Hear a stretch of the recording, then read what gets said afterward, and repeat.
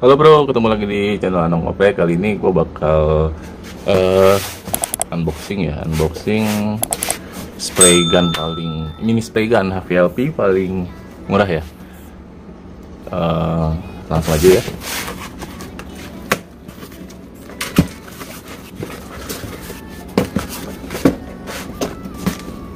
Nggak ada apa-apa, ini kertas doang. Nah, oke. Di sini gue iseng beli HVLP, mini HVLP spray gun. Mereknya nggak jelas sih, kalau di online shop tuh nggak jelas disebutnya merek apa. Cuma yang jelas ini tipenya H2000 dengan 1 mm ya, 1 mm. Oh, mereknya Tupperware Professional Spray Gun 1 mm H2000 warna biru. Oke, langsung aja. Di dalamnya pasti spray gunnya.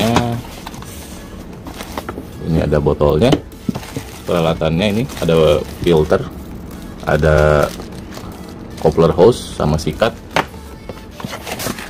ada bukunya ini ya, istilahnya troubleshooting, cuma selembar doang, wajar sih ya. Dan kita nggak dapat kunci seperti spray gun pada umumnya nih, nggak tahu, lupa, nggak tahu, memang nggak dapet ya. Oke, langsung aja gue bakal bongkar spray gunnya. Oke.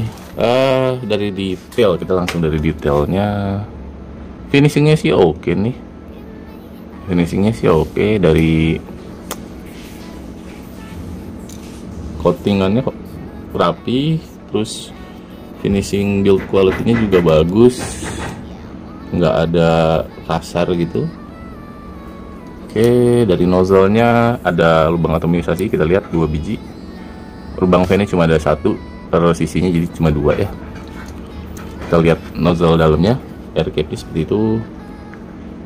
Kita lihat balik air cap-nya seperti ini. Itu terdapat rubber ya, seal warna putih nih. Oke, ada 3 lubang nozzle, 1 lubang airflow dari untuk fan-nya. Oke, untuk lubang atasnya gede banget. Ini kayaknya untuk filternya ya. Beda dengan merek Enhil, dia tuh kalau Enhil tuh kecil, jadi nggak bisa pakai filter ya. Oke, di sini filternya, langsung aja kita pasang capnya. Ini capnya itu sekitar cupnya itu sekitar 150 cc. Sini ya, 150 cc. Oke, kita juga nggak dapat coupler, tapi udah ada seal tape yang kebetulan gue juga udah punya couplernya. Pasang, nanti setelah ini kita tes. Oke, untuk build quality-nya kita lihat ya. Materialnya sih sebenarnya yang agak-agak ya wajar sih ya, harga 100 ribuan gitu. Materialnya tuh kita lihat doll. Ini juga bukan, kayaknya aluminium nih. Mereknya Tupperware H2000, ininya juga rinci. Jadi saran gua untuk teman-teman yang beli ini, kalau bisa dan ada budget tambahan, diusahakan untuk memberi air regulator buat spray gun. Karena kalau dilihat dari material si settingan setup di angin ini, air setupnya ini ringkih banget. Kalau sering dipakai atau gede kecil bisa mengakibatkan aus dan bocor dari sini ya. Oke, langsung aja kita pengetesan. Oke bro, di sini working pressure-nya tertulis 2,1 kg atau 30 PSI ya.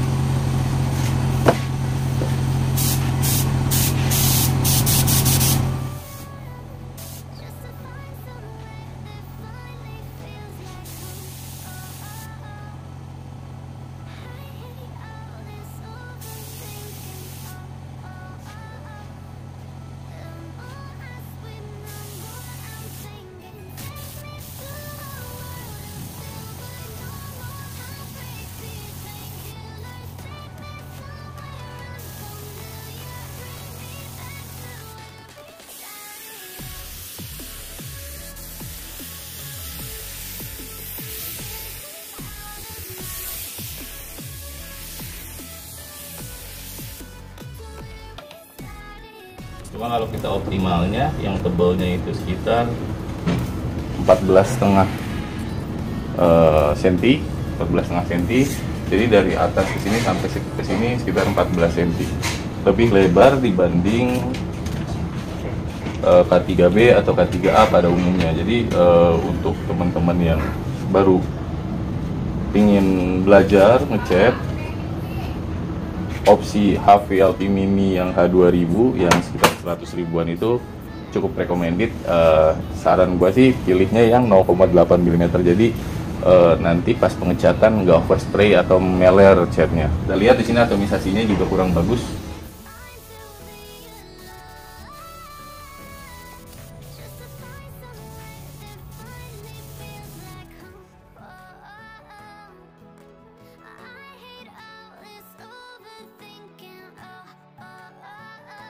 Oke bro, kali ini gue bakal buat kesimpulan tentang spray gun ini. Ini gue udah strip off ya, udah gue recah sampai part-part terkecil. Kita bahas dulu tentang kelebihannya. Kelebihan yang pertama itu yang jelas itu murah, dan kita udah dapat tipe HVLP, yang dimana tipe HVLP itu dikenal dengan low pressure-nya.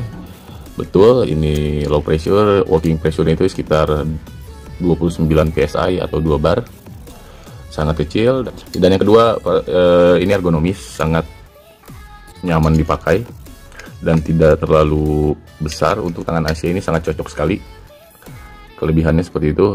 Dan sudut-sudut dari body spray gun itu tidak ada yang dapat melukai tangan atau tajam. Finishingnya itu cukup rapi. Oke, selanjutnya adalah build quality-nya dari bodinya ya. Gue bahas bodinya, itu cukup bagus. Coatingnya juga cukup oke lah, dari segi warna ataupun finishingnya rapi.